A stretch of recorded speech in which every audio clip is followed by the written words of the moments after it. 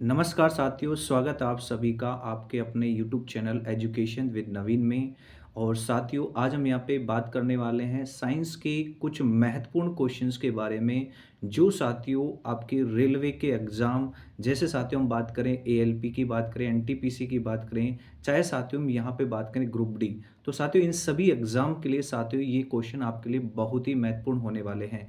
तो चलो साथियों यहाँ पे क्लास की शुरुआत करते हैं। और सबसे पहले क्वेश्चन की हम बात करते हैं, तो साथियों क्वेश्चन है आप सभी के सामने कि ध्वनि की जो चाल है साथियों सबसे अधिक किस माध्यम में होती है। क्या साथियों ठोस में होती है, या साथियों द्रव में होती है, या साथियों गैस में होती है, या साथियों निर्वात में होती है। तो मेरे भाई ध्यान रखना, यहाँ पे ध्वनि की चाल जो है सबसे अधिक जो है प्यारे साथियों यहाँ पे ठोस माध्यम के अंदर होती है। यानी ए ऑप्शन साथियों इस क्वेश्चन का सही आंसर होने वाला है। चलो साथियों अगले क्वेश्चन की बात करते हैं।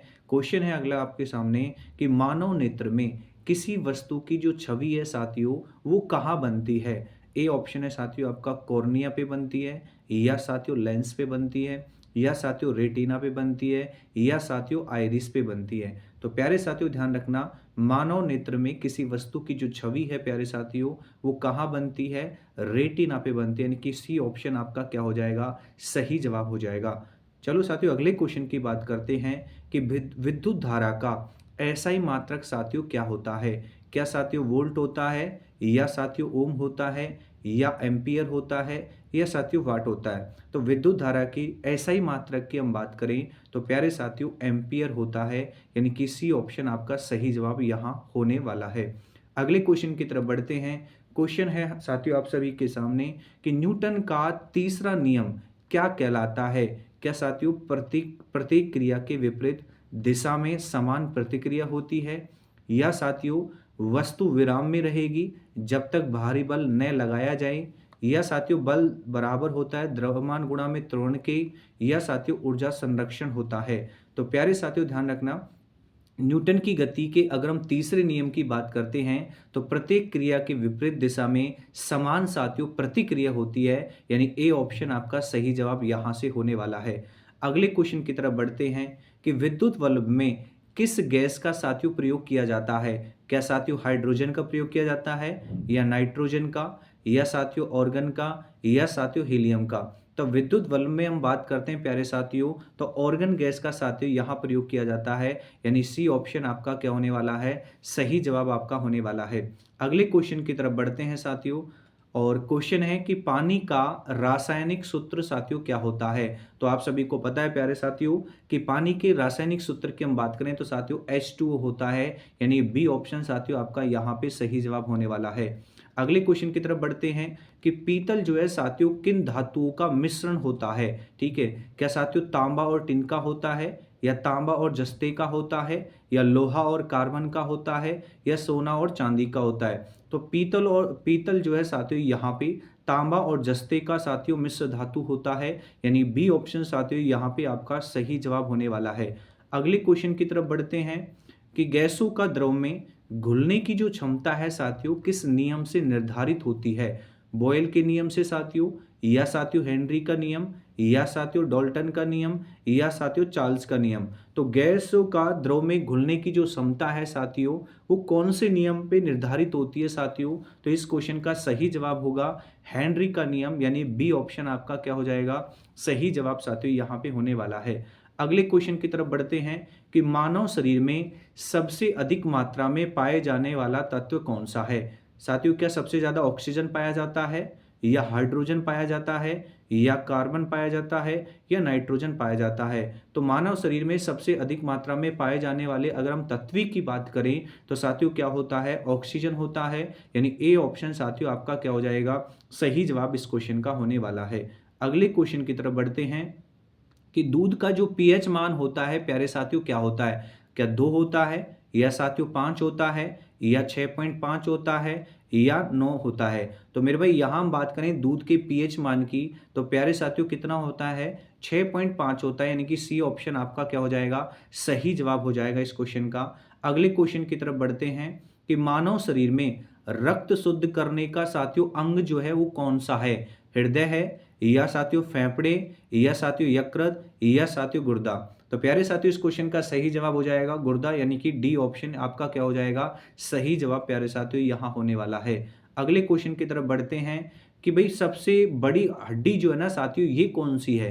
क्या साथियों फीमर होती है, या ह्यूमरस होती है, या रेडियस होती है, या टिबिया होती है? तो प्यारे साथियों, हम बात कर रहे हैं सबसे बड़ी हड्डी की, तो साथियों क्या होती है, फीमर होती है, यानी ए ऑप्शन साथियों आपका क्या हो जाएगा, सही जवाब यहाँ से होने वाला है। अगले क्वेश्चन की तरफ बढ़ते हैं कि कौन सा विटामिन साथियों स्कर्वी रोग से बचाता है? क्या विटामिन ए, या साथियों विटामिन सी, या विटामिन डी, या साथियों विटामिन के? तो साथियों यहाँ पे वो कौन सा विटामिन है जो स्कर्वी रोग से साथियों बचाव करता है? तो ध्यान रखना साथियों, विटामिन सी, यानी बी ऑप्शन आपका क्या हो जाएगा, सही जवाब इस क्वेश्चन का हो जाएगा। अगले क्वेश्चन की बात करते हैं, रक्त का लाल रंग जो है साथियों किसके कारण होता है? तो ध्यान रखना साथियों, क्या क्लोरोफिल के कारण होता है, या हीमोग्लोबिन के कारण होता है, या कार्बन डाइऑक्साइड के कारण होता है, या ग्लूकोज के कारण होता है? तो रक्त का जो लाल रंग होता है प्यारे साथियों किसके कारण होता है, हीमोग्लोबिन के कारण होता है, यानी बी ऑप्शन आपका क्या हो जाएगा, सही जवाब यहाँ पे होने वाला है। अगले क्वेश्चन की तरफ बढ़ते हैं, क्वेश्चन नंबर 15 की साथियों यहाँ बात करते हैं कि मानव शरीर में कुल कितनी हड्डियां होती हैं? तो ध्यान रखना प्यारे साथियों, यहाँ पे मानव शरीर में कुल हड्डियों की संख्या की बात करें तो प्यारे साथियों 206 हड्डियां होती हैं, यानी बी ऑप्शन आपका क्या हो जाएगा, सही जवाब साथियों यहाँ हो जाएगा। अगले क्वेश्चन की तरफ बढ़ते हैं कि वायु दाब को मापने के लिए किस उपकरण का प्यारे साथियों प्रयोग किया जाता है? क्या बैरोमीटर का प्रयोग किया जाता है, या हाइड्रोमीटर का प्रयोग किया जाता है, या पायरोमीटर का प्रयोग किया जाता है, या साथियों गैल्वेनोमीटर का प्रयोग किया जाता है? तो ध्यान रखना प्यारे साथियों, वायु दाब को मापने के लिए बैरोमीटर का प्रयोग किया जाता है, यानी ए ऑप्शन आपका क्या हो जाएगा, सही जवाब प्यारे साथियों यहां से होने वाला है। चलो साथियों, अगले क्वेश्चन की तरफ बढ़ते हैं कि चुंबकीय क्षेत्र की एसआई जो इकाई है प्यारे साथियों वो क्या होती है? क्या टेस्ला होती है, न्यूटन होती है, वेबर होती है, या साथियों हेनरी होती है? तो प्यारे साथियों ध्यान रखना, चुंबकीय क्षेत्र की एसआई इकाई की अगर हम बात करें तो प्यारे साथियों क्या होती है, टेस्ला, यानी ए ऑप्शन आपका क्या हो जाएगा, सही जवाब यहाँ पे हो जाएगा। अगले क्वेश्चन की तरफ बढ़ते हैं कि इलेक्ट्रॉन की खोज जो है प्यारे साथियों किसने की थी? रदरफोर्ड ने की थी, या थॉमसन ने की थी, या नील्स बोहर ने की थी, या डेमोक्रिट्स ने की थी? तो प्यारे साथियों ध्यान रखना, इलेक्ट्रॉन की जो खोज है प्यारे साथियों ये किसके द्वारा की गई थी? तो जे थॉमसन के द्वारा की गई थी, यानी बी ऑप्शन प्यारे साथियों आपका क्या हो जाएगा, सही जवाब इस क्वेश्चन का होने वाला है। चलो साथियों, यहाँ पे अगले क्वेश्चन की बात कर लेते हैं, नेक्स्ट क्वेश्चन की बात कर लेते हैं कि आकाश का नीला रंग जो है प्यारे साथियों क्यों दिखाई देता है? तो प्यारे साथियों ध्यान रखना, आकाश का जो नीला रंग है वो प्रकीर्ण के कारण प्यारे साथियों यहां दिखाई देता है, यानी सी ऑप्शन इस क्वेश्चन का क्या हो जाएगा, सही जवाब मेरे भाई यहां होने वाला है। अगले क्वेश्चन की बात करते हैं कि रेडियो तरंगों की खोज जो है प्यारे साथियों किसके द्वारा की गई थी? हेनरी हर्ट्ज के द्वारा की गई थी, या गैलीलियो के द्वारा की गई थी, या न्यूटन के द्वारा की गई थी, या प्यारे साथियों एडिशन के द्वारा की गई थी? तो ध्यान रखना, रेडियो तरंगों की जो खोज है प्यारे साथियों वो हेनरी हर्ट्ज के द्वारा की गई थी, यानी ए ऑप्शन आपका क्या हो जाएगा, सही जवाब हो जाएगा। चलो साथियों, अगले क्वेश्चन की तरफ बढ़ते हैं कि साबुन का पीएच मान जो है प्यारे साथियों क्या होता है? ध्यान रखना प्यारे साथियों, यहाँ पे अगर हम बात करते हैं साबुन के पीएच मान की तो साथियों ये 9 से 10 के बीच होता है, यानी कि सी ऑप्शन आपका क्या हो जाएगा, सही जवाब प्यारे साथियों यहाँ होने वाला है। अगले क्वेश्चन की बात कर लेते हैं, नेक्स्ट क्वेश्चन की बात करते हैं कि हाइड्रोजन का प्यारे साथियों परमाणु क्रमांक क्या होता है? आप सभी को पता है प्यारे साथियों कि हाइड्रोजन के परमाणु क्रमांक की अगर हम बात करें तो क्या होता है, 1 होता है, यानी ए ऑप्शन आपका क्या हो जाएगा, सही जवाब प्यारे साथियों यहाँ हो जाएगा।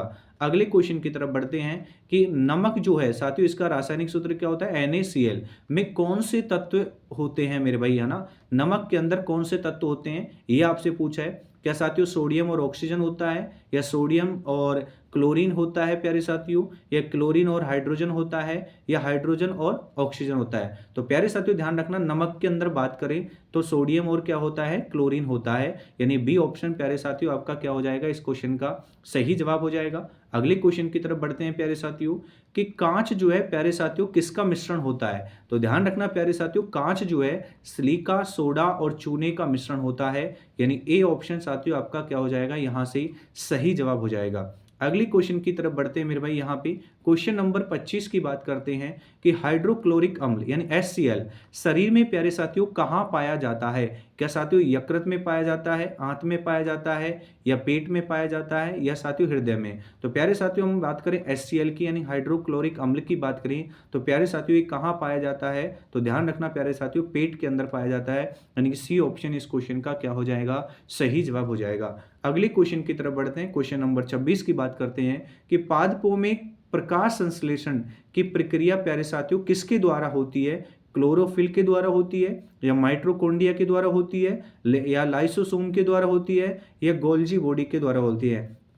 ठीक है, तो प्यारे साथियों ध्यान रखना पादपों में जो प्रकाश संश्लेषण की जो प्रक्रिया है प्यारे साथियों क्लोरोफिल के कारण होती है। ए ऑप्शन आपका क्या हो जाएगा? सही जवाब हो जाएगा साथियों इस क्वेश्चन का। नेक्स्ट आगे की बात करते हैं साथियों यहाँ पे कि मलेरिया जो है साथियों किसके कारण होता है? तो ध्यान रखना प्यारे साथियों अगर हम बात करें मलेरिया की तो प्यारे साथियों प्रोटोजोआ के कारण होता है, यानी कि सी ऑप्शन आपका क्या हो जाएगा? सही जवाब प्यारे साथियों यहाँ पे आपका होने वाला है। चलो साथियों नेक्स्ट अगले क्वेश्चन की बात करते हैं कि इंसुलिन जो है प्यारे साथियों किस अंग से उत्पन्न होता है? तो ध्यान रखना प्यारे साथियों इंसुलिन जो है अग्नाशय से उत्पन्न होता है, यानी सी ऑप्शन आपका क्या हो जाएगा? सही जवाब प्यारे साथियों यहाँ होने वाला है। नेक्स्ट क्वेश्चन की बात करते हैं कि विटामिन डी की कमी से प्यारे साथियों कौन सा रोग होता है? क्या साथियों स्क्रवी होता है, या रिकेट्स होता है, या बेरी बेरी होता है, या अंधत्व होता है? तो ध्यान रखना प्यारे साथियों यहाँ पे विटामिन डी की कमी से होने वाले अगर हम रोग की बात करें तो साथियों कौन सा है वो? रिकेट्स, यानी बी ऑप्शन आपका सही हो जाएगा।